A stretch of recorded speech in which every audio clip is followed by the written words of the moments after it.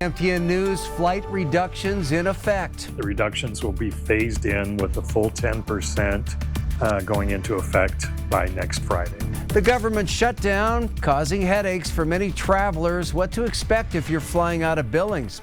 Also, gone but not forgotten. He found, his people, his family at that restaurant. The memories remain after a long-time Shepherd staple goes up in flames. And happy birthday to you. A special happy birthday celebration for a member of the greatest generation who just turned 102. The MTN News starts right now.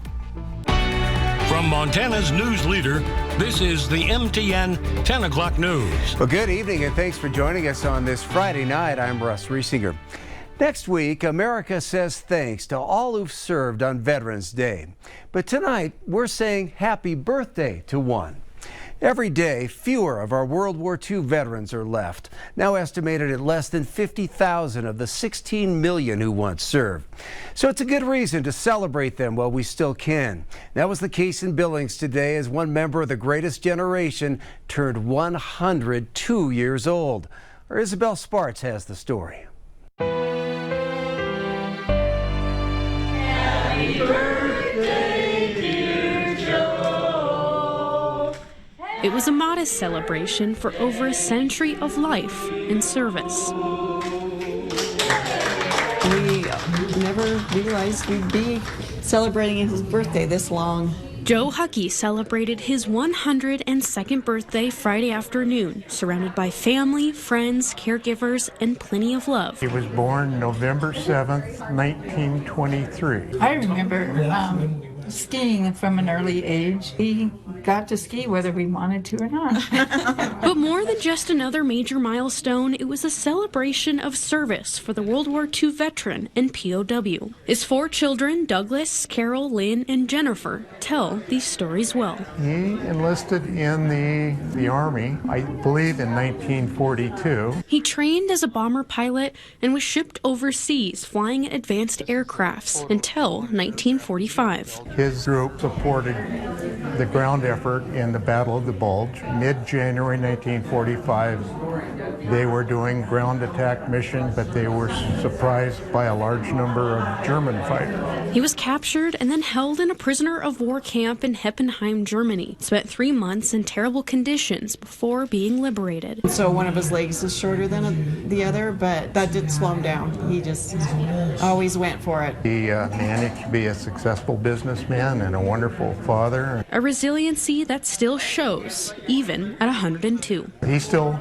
is sharp, but he can't always communicate as well as he would like to. But it's clear in his emotions just what his family means to him. Now with 4 grandchildren and 5 great-grandchildren, he's showing the importance of keeping the past alive. He's made a lot of loving relationships. A life full of hardships, but for Joe, many more cherished moments. A worthy cause to celebrate. Everybody really loves him, so he's pretty special to everybody in the family. People are interested. We'll keep helping Joe tell his story. In Billings, Isabel Sparks, MTN News. Well, happy birthday to Joe. Great story. We want to turn our attention to the weather now for just a moment as we take a look out at the Magic City on this Friday night. What can we expect for the weekend? Here's meteorologist Jason Stiff with a first look at the forecast. Jason?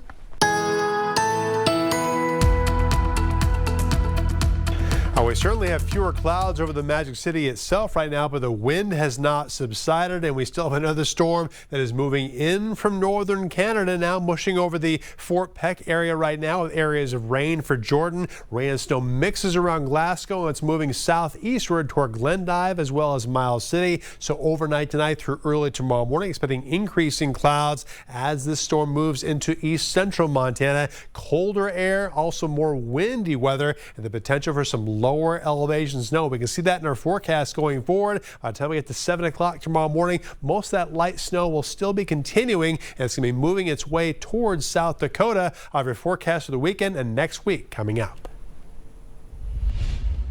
Well, more and more Americans are starting to feel the effect of the government shutdown, the longest in United States history now. Lawmakers remain at an impasse to reopen the government. Democrats in the Senate offered a new proposal today saying they would end the shutdown in exchange for a one-year extension of ACA health care tax credits and a plan to continue broader talks to bring down health care costs. That was swiftly rejected by Republicans, and President Trump has dismissed the idea of working with Democrats to find a compromise. This as the FAA continues moving forward with plans to reduce air traffic by 10% as the shutdown continues. Passengers are already feeling the impacts of that as they try to get where they're going. This affects most of the airports that you commonly fly to out of Billings, such as Denver, Minneapolis, and Salt Lake. Vanessa Willardson has more on what travelers can expect.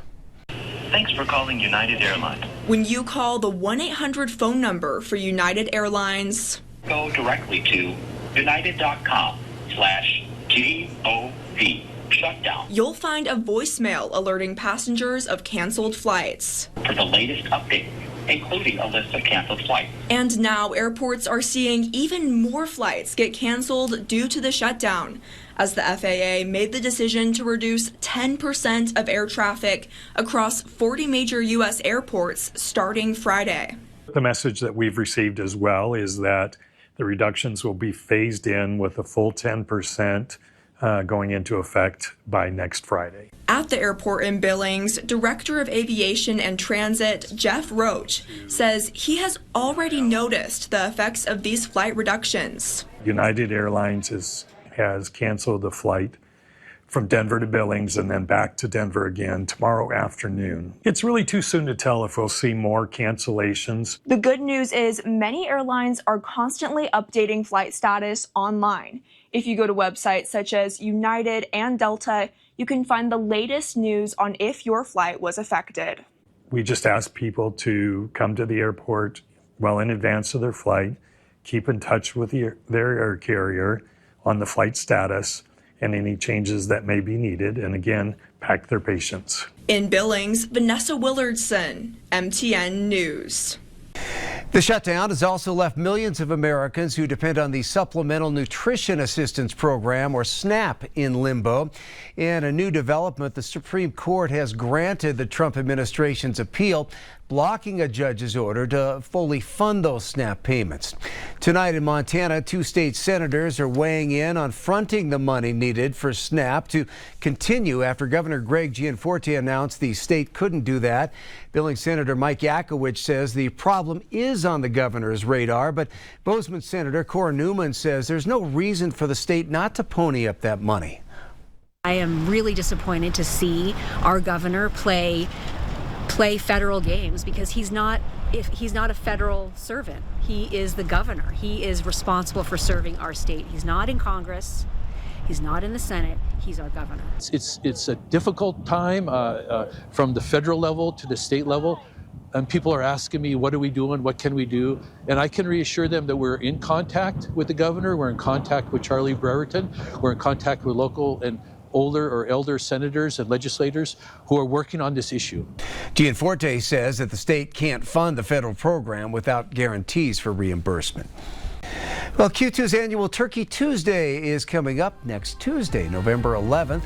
Over the many years, and thanks to your generosity, we've been able to make a big difference here in the community and help ensure that everyone has a good meal as we head into the holidays. So once again, we're asking you to drop by the Q2 studios or the 2 Master Lube locations on Main or King. Drop off a frozen turkey, non-perishable items, or an unwrapped toy, and hope you'll join us for Turkey Tuesday. Ahead on the MTN 10 o'clock news here on Q2, a longtime Shepherd restaurant goes up in flames, leaving a lot of memories behind. And high school football and volleyball teams hoping to make some memories. Playoff highlights on the way in sports. The MTN 10 o'clock news continues right after this.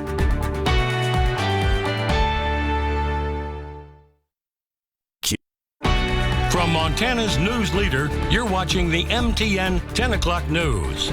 A follow-up tonight on that fire at the Feedlot restaurant in Shepherd.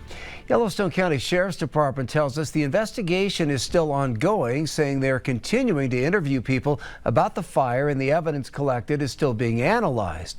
And while all that continues, the daughter of longtime owner of Feedlot talked to our Will Wagner today, and she says she's already missing the place. Tara Bolte says the Feedlot Steakhouse was part of her father's legacy, who passed back in May. She says seeing it burn down was devastating. When he got really sick, he was still there every day, cleaning, running errands, doing what he could, even though I know he was in excruciating pain. He found, his people, his family at that restaurant, and to watch all of that burn up it's gut-wrenching. The restaurant went under a contract for deed to Vanessa Voldseth back in October. Bolte says renovations were wrapping up and she was almost ready to open under a new name when the fire happened. The new name was going to be the Crooked Creek Steakhouse, and the plan was to continue running it as a steakhouse. It was still going to have a full bar and casino. Activity at the scene continues days after the fire. On Friday, a crew from ServPro were boarding up what's left of the steakhouse, saying they were sent to preserve the scene for further investigation. We want to find out what the cause is and get to the bottom of everything. So we really appreciate all the fire and law enforcement help that we've received. Regardless of the outcome of the investigation, Bolte hopes she and those in Shepherd will be able to have a pillar of their community restored. We'll be obviously working with the insurance companies and trying to determine, where we go from here, essentially. I do believe that the new owner does want to rebuild, but we'll just have to see how everything plays out. In Shepherd, Will Wagner, MTN News.